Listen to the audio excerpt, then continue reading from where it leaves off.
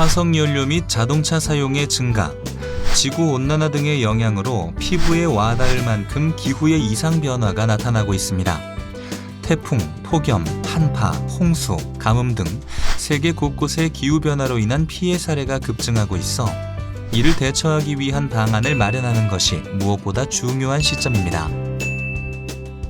기후변화로 인하여 자연재해는 물론 동식물들의 서식지가 파괴되어 먹이수도 감소하고 동식물의 개체수까지 감소하고 있습니다. 동식물의 멸종 위기와 함께 인간들의 생활 역시 점점 더 기후변화의 영향을 받고 있습니다.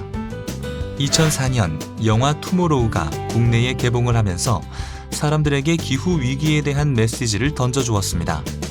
남극과 북극의 얼음이 녹으며 해류의 흐름을 교란시켜 발생하는 기후변화를 다루는 영화로 전 세계적으로 기후변화에 대한 경각심을 높이는 계기가 되었는데요.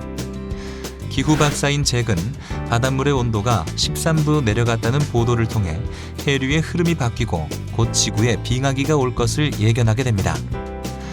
일본에서는 주먹만한 우박이 쏟아지고 영국에서는 하늘을 나는 헬기의 연료선이 얼어버려 추락하는 사고가 일어나게 됩니다. 거대한 토네이도와 쓰나미가 덮쳐버린 뉴욕은 바닷물이 넘칠 정도로 잠기고 차가운 날씨로 인해 얼어붙어버려 폭설과 빙하로 고립된 도시가 되어버립니다. 뉴욕에 있는 사람들은 도서관 건물 안으로 피신하여 책을 찢어 불을 피우는 등 버티려고 하지만 이를 견디지 못한 이들은 따뜻한 남쪽으로 이동하려고 밖으로 나서다 얼어 죽게 됩니다. 혹한의 날씨는 결국 도서관 건물을 깨고 부숴버리게 되는 최악의 상황까지 몰리게 됩니다. 개봉 당시에도 기후 위기에 대한 경각심을 일깨워주긴 했으나 관객들은 설마 저렇게까지 기후 위기가 정말 심각한 것일까? 하는 생각을 하였을지도 모릅니다.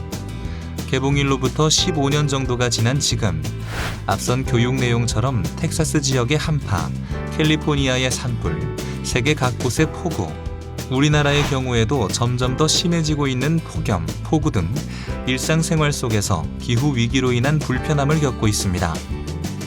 몇 년 전까지만 하더라도 책 속에서나 보던 미세먼지의 이야기가 실생활로 스며들어온 지금을 보면 영화 속에 보이는 모습이 정말 현실로 닥쳐오진 않을까 하는 우려와 함께 기후변화의 중요성에 대해 다시 한번 생각해 볼 수 있을 것 같습니다.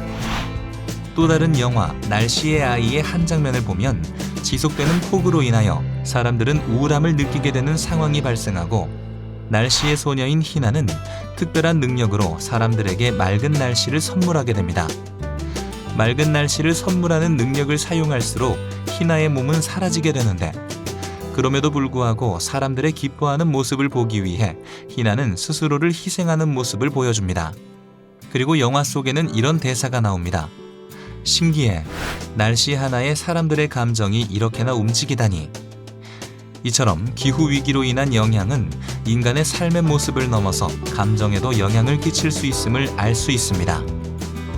계속되는 폭우, 폭염, 한파, 태풍 속에서 우리의 삶은 과연 행복할 수 있을까 하는 의문과 함께 기후위기로 인한 세상의 변화가 영화 속에서만 발생하는 것이 아닌 우리가 마주하고 있는 현실임을 인지하고 작지만 우리가 할 수 있는 노력을 하나하나씩 해나가는 것이 기후위기에 대응하는 유일한 방법이 아닐까 합니다. 영화 날씨의 아이의 또 다른 대사, 자연을 좌우하는 행위에는 반드시 큰 대가가 따른다라는 말처럼 인류의 생존과 삶의 질 그리고 행복을 위해서 기후변화를 줄이기 위한 행동에 나서야 할 때인 것 같습니다.